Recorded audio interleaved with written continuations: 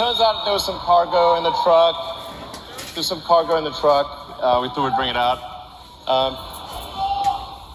We started Tesla. We started Tesla with a sports car, Tesla Roadster.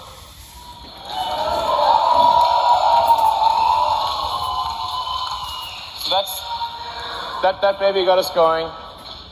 It was the foundation of the whole company. It was the Tesla Roadster. People have asked us for a long time, when are you going to make a new Roadster? We are making it now.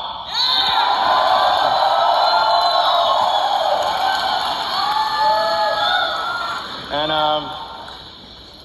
there's I don't know if you watch Spaceballs, maybe, but there's only one thing that's beyond ludicrous, which is plaid.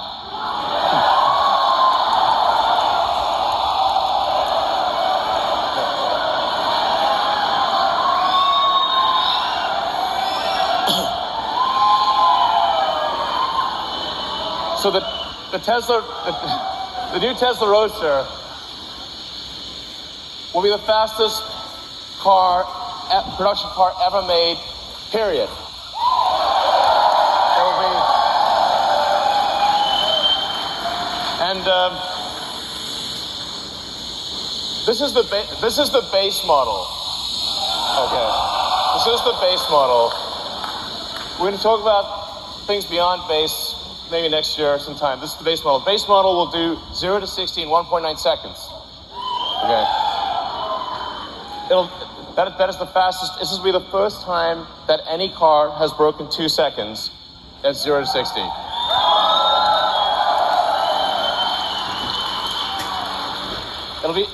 It'll be the fastest to 100 miles an hour. 4.2 seconds to 100 miles an hour. Be faster than that jet over there. Okay. It'll do the quarter mile in 8.9 seconds. This will be the first time that any car has broken 9 seconds. Any production car has broken 9 seconds in a quarter mile. Okay.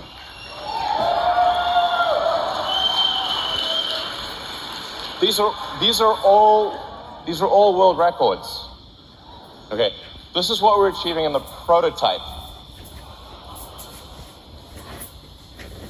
I wouldn't say what the actual top speed is, but it's above 250 miles an hour.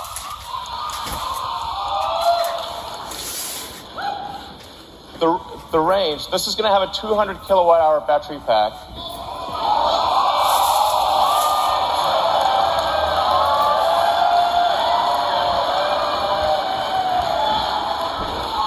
So these numbers sound nutty, but they're real. 620 mile range. That's a 1,000 kilometer range. This will be the first time an electric vehicle breaks 1,000 kilometers. A production electric vehicle will travel more than 1,000 kilometers in a single charge at highway speed.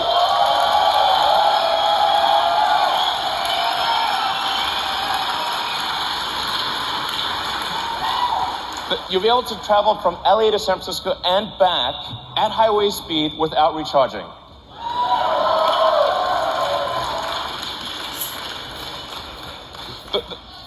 The point of doing this is to just give the hardcore smackdown to gasoline cars.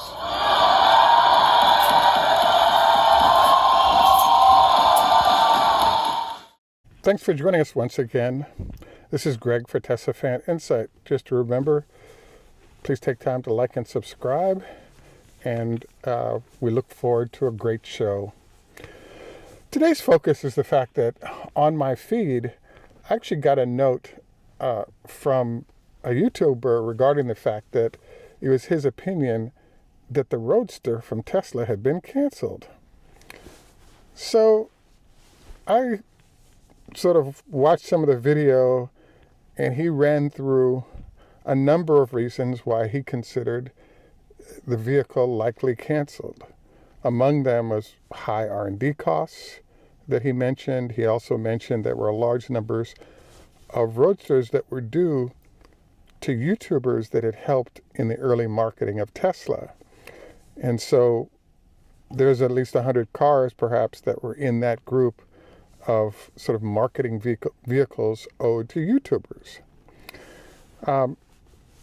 I sort of went through the first part of the video and I was really kind of surprised because it was a very well organized video in terms of nice video from Tesla, video of the vehicle, and enjoyment of the car in general. But I didn't get a sense that even though he got 27,000 views, he took the time to actually check with Tesla to figure out if the car had been canceled. He just made the assumption based on his own analysis that that had occurred. So I took the time to actually contact some of our folks at Tesla to find out what's going on with the Roadster, and several points were made to me. The first and most important point is that there are currently three or four Roadsters that are in existence and all being worked on by Tesla engineering, but in different locations. So I thought this was kind of interesting because of several reasons, which didn't prompt me to do this show myself, which is, Elon has it as his pet project. So as you know, Elon is a great engineer and he loves cars and loves bringing performance out of Tesla that would destroy sort of massive companies that are in the space and have been for a long time. And it would turn him into the equivalent of Enzo Ferrari or the folks at Lamborghini or even, Ferdinand Porsche, if he's going to pull something off that is a truly, mind-blowing performance vehicle. So my conclusion or my analysis was that, yes, Elon is actually, in fact, having work done on the vehicles. There are several problems that are going on with the Roadster at this point. The first item is that it's a low unit count vehicle, and Tesla needs to show revenue and massive revenue relative to engineering to number of cars produced. So as you've noticed in the pecking order, it really should have been the Cybertruck before the Semi, but in essence, they're coming out around the same time, and the potential for large amounts of revenue from both vehicles really puts the Roadster on the back burner. I have to admit that I am a bit surprised that Elon has stopped giving timeline updates on the Roadster. And it seems to me that the minute that we transitioned into a no timeline given on the Roadster sort of had to do with the fact that he went to MIT, and while doing a talk, he was reviewing how small the core of a jet engine was, and that one person could sort of carry it pretty easily. And after he said that, he kind of thought to himself, and then voiced it then, and as well later on, that it would be kind of neat to include a jet engine in certain models of the new Roadster as a way to really distinguish performance. And so I believe that sort of engineering change represents a lot of work that needs to be done in order to integrate that into the Roadster. So yes, I would say the Roadster is on path to happen, absolutely. But I think that some of the tweaking of engineers that's going on and the priorities that the company has makes it difficult for that vehicle to actually arrive. I believe the cycle of how this is all going to work out is that production, both in Germany and in Austin, will become stable at a decent rate, call it, 5 or 10,000, vehicles a week at least. And what we'll see happen is the Fremont production will be reduced as we shift to these other locations producing more. And now that allows Tesla to concentrate top-line engineering to both prepare specialty vehicles like the Cybertruck. Well, the Cybertruck is going to be produced in Austin, but just specialty performance vehicles like the Roadster would then take over the manufacturing space that's currently being occupied by other vehicles, because Tesla needs that production to keep increasing number of vehicles produced and generating the revenue that it takes to keep the stock price up, while they're producing. So the answer that we're coming up with is nope. The Tesla Roadster has not been canceled. It is still receiving engineering attention. It's just that it has been out-prioritized by other vehicles that are currently being produced, and that will change by middle to latter part of 2023 as those other vehicles start to reach some sort of production scale.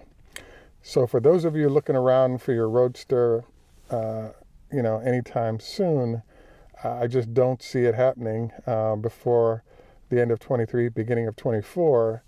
But I don't think necessarily it's a horrible thing. I mean, obviously you don't get your car to drive right away, but I think those later dates might be helpful in terms of getting a better car in the process. We look forward to your comments on this. This is Greg for Teslafaninsight. Tschüss, German, au revoir, French, Lehit Road, Hebrew, Hoda, Hafez, Farsi, Drazicha, Russia, Ni Hao Ma, Chinese, Kambawa, Japanese, Heido, Swedish, and in Jamaica we say, Enough respect, wa goodman. Today, we like to do a portion on health tips. And our health tip idea comes from a FEMA/disaster official from the U.S. government. I had a conversation with her regarding how the U.S. sort of manages or things to consider in disaster situations. And what was interesting was that she shared that there are a lot of small and large things that people could do better in managing disasters.